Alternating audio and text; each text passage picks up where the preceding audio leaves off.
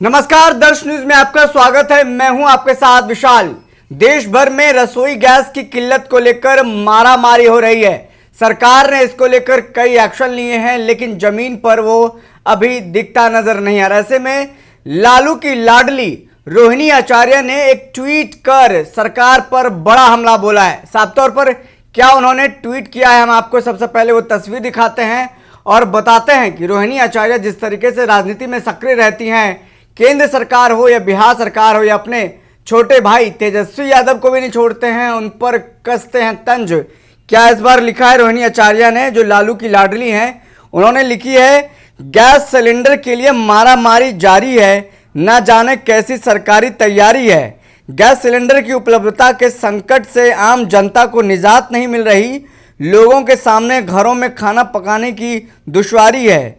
देश भर में लाखों लोग को रोज लंबी लाइनों में लगने, घंटों इंतजार करने के बावजूद निराशा ही हाथ लगती है।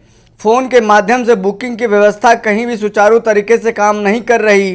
कालाबाजारी धड़ल्ले से चल रही है, जारी है। लोगों के अकाउंट से पैसे कटने के बावजूद लोगों को न सिलेंडर मिल रहा है, न ही पैसे वापस मिल रहे हैं।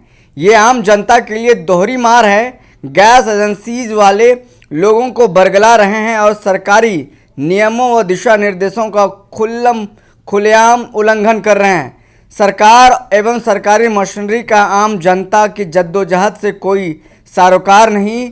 चिंता की बात है कि कायम स्थिति के विपरीत पूरा सरकारी तंत्र कोरी बयानबाजी को ही अपनी जिम्मेदारी मान ये बताने और साबित करने में जुटा है कि स्थिति सामान्य है। और साथ ही साथ एक पेपर का कटिंग उन्होंने जारी किया जिसमें लिखा हुआ है साफ तौर पर, रसोई गैस 1.7 लाख करोड़ 7 लाख लोगों का नंबर कब आएगा। और साथ ही साथ उन्होंने लिखा है देर रात से लाइन में खड़े हो रहे लोग। तो रसोई गैस को लेकर मारामारी हो रहा है। सरकार कह रही है ऑल इज वेल है, कोई किल्लत नहीं है रसोई गैस को लेकर के।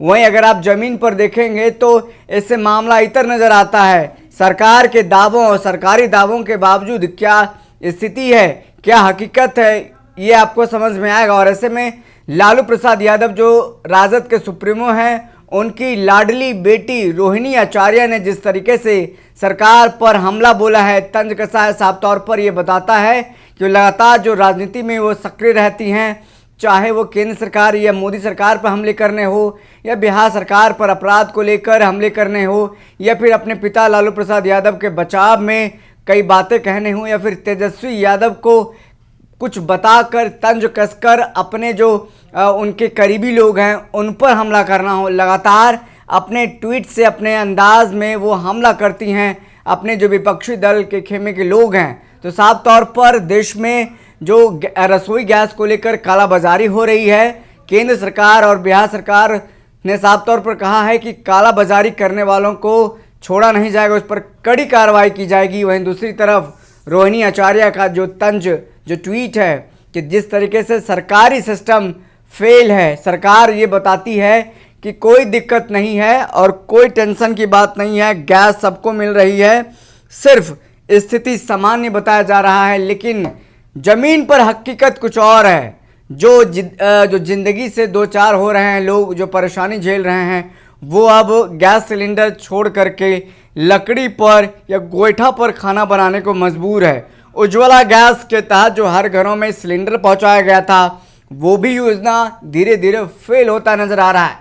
तो लालू प्रसाद यादव की लाडली बेटी रोहिणी आचार्य ने ट्वीट करके केंद्र सरकार को रसोई गैस मामले में घेरा है और साफ तौर पर हमला किया है। तो हमने आपको बताया कि किस तरीके से देखिए रोहिणी आचार्य ने केंद्र सरकार यानी मोदी सरकार पर हमलावर हुई है और क्या स्थिति है जमीन पर और क्या सरकार बताने की कोशिश कर रही है वो बताती नजर आ रही है। फिलहाल इस खबर में इतना ही, हमें दीजिए इजाजत, फिर मिलते हैं किसी बड़ी खबर के साथ।